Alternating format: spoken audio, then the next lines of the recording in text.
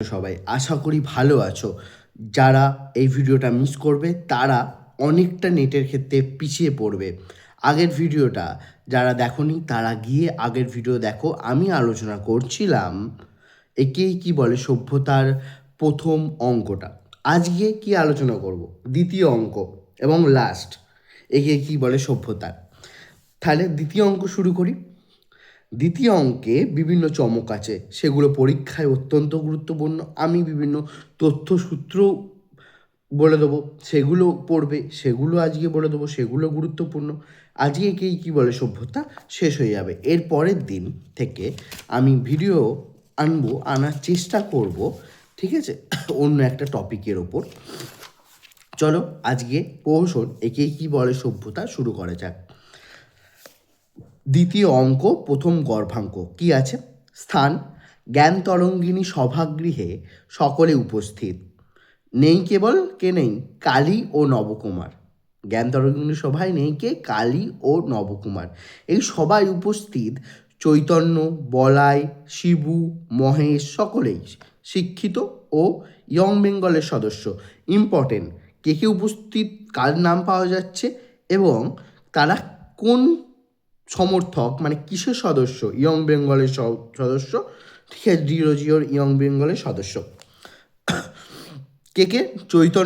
চৈতন্য, বলাই, শিবু, মহেশ সকলে, ওরা সবাই শিক্ষিত এবং ইয়ং বেঙ্গলের সদস্য। মনে রাখবে এটা। ঘড়িতে 9টা বাজতে 5 মিনিট বাকি। টাইমটা মনে রাখতে হবে। ঘড়িতে 9টা বাজতে 5 মিনিট বাকি দেখে নব ও কালী আসবে না ধরে নিয়ে সভার কাজ শুরু হয়ে যায়।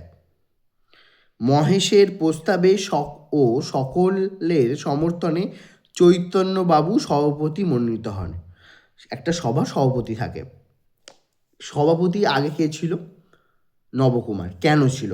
কারণ আগের ভিডিওতে আমি আলোচনা করেছি, কারণ নবকুমার সমস্ত এই সভার খরচা বহন করত, তাই জন্য নবকুমার সভাপতি ছিল। যেই নবকুমার অনুপস্থিত হলো তখন কে সভাপতি হলো?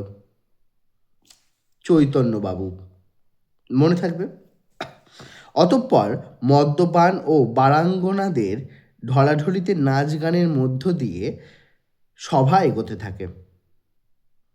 অতঃপর নবকুমার ও কালীনাথ সভায় প্রবেশ করে। কালীনাথ ও নবকুমার সভায় প্রবেশ করল। নব দেরি করার জন্য মার্জনা চাইলে শিবা দেউন এলাই বলে মিথ্যাচারের অভিযোগ তুললে নবকুমার রেগে যায়। পয়ধূরী তাকে ঠান্ডা করার চেষ্টা করে। কে তাকে ঠান্ডা করার চেষ্টা করে? কাকে? নবকুমারকে। পয়ধূরী ঠান্ডা করার চেষ্টা করে। কে কে মানে অভিযোগ করে? শিবু অর্থাৎ শিবা, ঠিক আছে, মাথায় রাখবে। কিন্তু নবকুমার মদ্যপান করে আরও গরম হয়ে উঠতে চায়, আর কালীনাথ বাবাজিকে ঘুষ খাইয়ে মুখ বন্ধ করতে পারায় বিস্মিত হন। অতঃপর নবকুমার জ্ঞান তরঙ্গিনী সভায় বক্তৃতা দানের প্রয়াস পায়। নবকুমারের মেন উদ্দেশ্য বক্তৃতা দেওয়া, নিজেকে বড় ঠাউরানো, মেন জিনিস এটাই।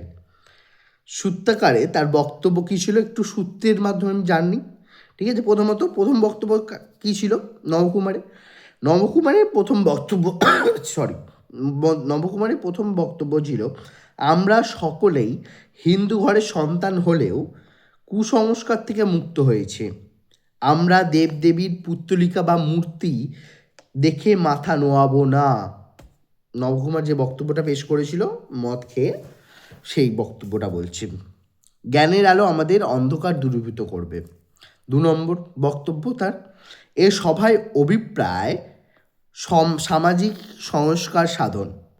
1 নম্বর মেয়েদের এডুকেটেড করা, মেয়েদের স্বাধীনতা দান করা এবং জাতিভেদ প্রথা দূর করা। বিধবাদের বিয়ে দেওয়া। কত ভালো ভালো কথা বলছে নবকুমার, তারপরে শেষ পর্যন্ত কি করছে দেখো। দুমুখো কাদের বলে? নবকুমারের মতো বাবু সম্প্রদায় তখনকার দিনে সৃষ্টি হয়েছে গোটা বাংলা জুড়ে, তাই প্রমাণটা পাওয়া যাচ্ছে এখানে। শেষ পর্যন্ত ঢলাঢলি ও মদ্যপানের মধ্য দিয়ে সবার সমাপ্তি ঘটে।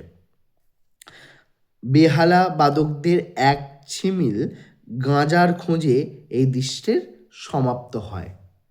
মানে একদিক দিয়ে ভালো ভালো বক্তব্য, হুম, ভালো নিজেদের আম, সমাজের প্রগতির একটা পিলার বলে ঠাউরানো, অন্যদিকে বেলাল্লাপনা করা, মদ খাওয়া, মেয়েদের সাথে ঢলাঢলি করা, এই সমস্ত কিছুই আছে। এরপরে দ্বিতীয় অঙ্কর দ্বিতীয় গর্ভাঙ্ক, প্রথম গর্ভাঙ্ক হয়ে গেল, এবার দ্বিতীয় গর্ভাঙ্কে আমরা আসব। স্থান, এই দ্বিতীয় দৃশ্যের স্থান হচ্ছে নবকুমারের শয়ন মন্দির, যেখানে নবকুমার থাকে বাড়ি। নবকুমারের স্ত্রীর নাম হরকামিনী, মাথায় রাখবে। বোন প্রসন্নময়ী, মাথায় রাখবে, ও কমলা, এবং খুড়তুতো বোন নিত্যকালী, এটা মাথায় রাখবে। চারজনে তাস খেলছে। এই দৃশ্যের মধ্যে দিয়েও মধুসূদন দত্ত দেখিয়েছে তখনকার মেয়েদের স্বাধীনতাটা, মনোভাবটা। তারপরে তাদের কথাগুলোও শোনাবো, তাদের বক্তব্যটাও শোনাবো, লাস্টে বলবো। এবং একদিন জ্ঞান তরঙ্গিনী সভা থেকে ফিরেই বড় বোন প্রসন্নময়ীকে তার দাদা নবকুমার চুমু খেতে বলেছিল। সেই জ্ঞান তরঙ্গের থেকে সভা থেকেই তার দাদা নবকুমার ফিরে তার বোন প্রসন্নময়ীকে চুমু খেতে গেছিল। সাহেবরা বোনের গালে চুমু খেলে দোষ হয় না, আর এদেশীয়রা খেলেই দোষ। সাহেবদের ভালো দিকগুলো নেবে না, সমস্ত কিছু বাজে দিকগুলো নিজেদের মধ্যে আসক্ত করছে এই ইয়ং বেঙ্গল গোষ্ঠীর মানুষরা। সেই নিয়ে তার বৌদি হরকামিনী রসিকতা করে বলে, মানে নবকুমারের স্ত্রী তার প্রসন্নময়ীকে রসিকতা করে কি বলছে, বলছে তুই বরং তোর দাদাকে নিয়ে থাক। কি বলছে? তুই বরং তোর দাদাকে নিয়ে থাক, আমি বাপের বাড়ি চলে যাই। একথা শুনে প্রসন্নময়ী বলে, কি বলে, হ্যাঁ তুই তোর দাদাকে নিয়ে থাক। নিত্যকালী মন্তব্য করে, ইংরেজি পড়লে কি মানুষ এমন বেহায় হয়ে যায়? নিত্যকালী খুড়তুতো বোন নবকুমারের, সে মন্তব্য করছে যে এই ইংরেজি শিখলেই কি মানুষ এরকম বেহায়া হয়ে যায় যে তার বোনকে চুমু খেতে উদ্যত হয়।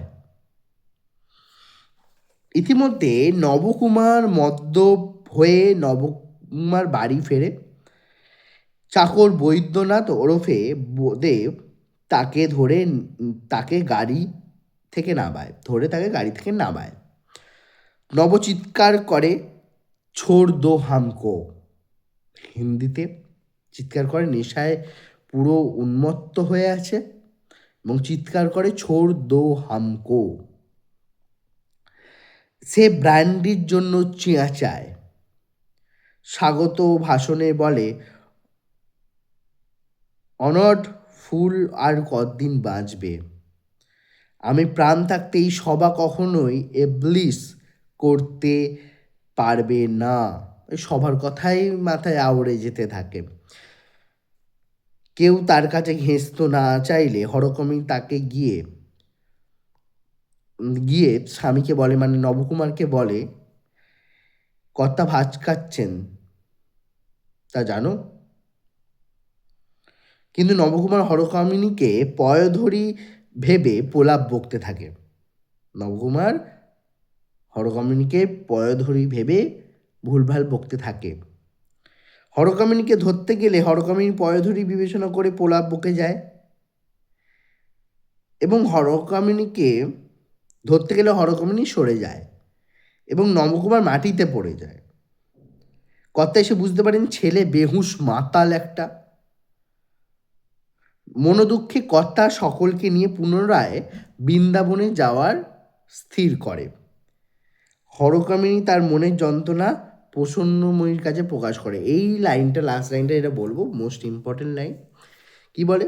সাহেবের মতো সভ্য হওয়া এত সহজ নয়। মাছ মাংস খেয়ে ঢলাঢলি করলেই সাহেব হওয়া যায় না।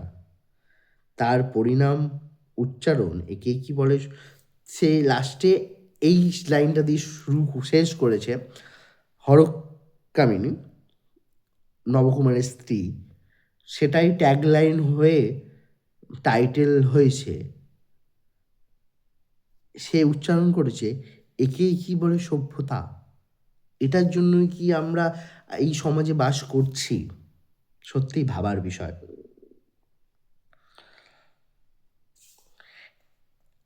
এই জিনিসগুলো আমাদের মাথায় রাখা উচিত যে নকল কোনটা করব, কোনটা দেখে অনুপ্রাণিত হব আমরা, সেটা আগে নিজেদের মনে নির্ধারণ করতে হবে। যেটা আমরা দেখছি এত ফ্যাসিনেটেড জগৎ, এত মানে আলোকিত, তার মধ্যে কিন্তু সবচেয়ে বেশি অন্ধকার থাকে। সেটাই উচ্ছন্নে যাওয়ার মূল রাস্তা হয়ে যায়। আমরা কোথায় যাব? আমরা পড়াশুনো করে নিজের গতি নির্ধারণ করে সেই একটা লক্ষ্যতে যাব, নাকি আমরা নাচ গান নেশা করে অন্য একটা রাস্তায় পা দেবো? সেটা আমাদেরকে নির্ধারণ করতে হবে। জীবনটা আমাদের, একটা বয়সের পর মা বাবা সম্পূর্ণ স্বাধীনতা আমাদের উপর ছেড়ে দেয়। তুই কি করবি, তোমরা কি করবে, ভেবে দেখো। আমরা কি করব একান্তই আমাদের ব্যাপার, কিন্তু আমাদের একটু সংযত হওয়া দরকার। সংযত হয়ে আমরা যদি ওই উচ্ছন্নে যাওয়া, মদ খাওয়া, গাঁজা খাওয়া, এইটার বিরোধিতা করেই বলছি, যদি ওদিকে যেতে গিয়ে যদি আমি মূল লক্ষ্য, আমি পরিবারকে ভালো রাখার জন্য, সমাজকে এগোনোর জন্য কি করব, সেই ভাবনাটা থেকে বিচ্যুত হয়ে যাই, সেটা খারাপ। সেটা খারাপ। পরিবারকে অসম্মান করি, বড়দের অসম্মান করি, নিজের প্রতি অবিচার করি, সেটা খারাপ। এটা ভাবা উচিত। শেষ বয়সে কেউ থাকবে না। শেষ পর্যন্ত তোমার কাছে অর্থ না থাকলে কেউ থাকবে না ভাই। আমি বলছি, অর্থই মূল চাবিকাঠি নয়, কিন্তু অর্থ না থাকলে কেউ থাকবে না। বন্ধু বান্ধবের ক্ষেত্রে মা বাবা অবশ্যই আছে। একে কি বলে সভ্যতা আলোচনা। এই সভ্যতাটা কি আদেও এসেছে আমাদের জীবনে? এটা বিচার করে তোমরা কমেন্টে অবশ্যই লিখবে। চলো, আজকের ক্লাস এই পর্যন্তই। বিভিন্ন ছোট ভিডিওর মাধ্যমে আমি বিভিন্ন তথ্যসূত্র দেওয়ার চেষ্টা করছি, আগামী দিনেও দেবো, কোনো অসুবিধা নেই। চলো, আজকের মতো এখানেই শেষ করছি। ভালো থেকো। শুভরাত্রি।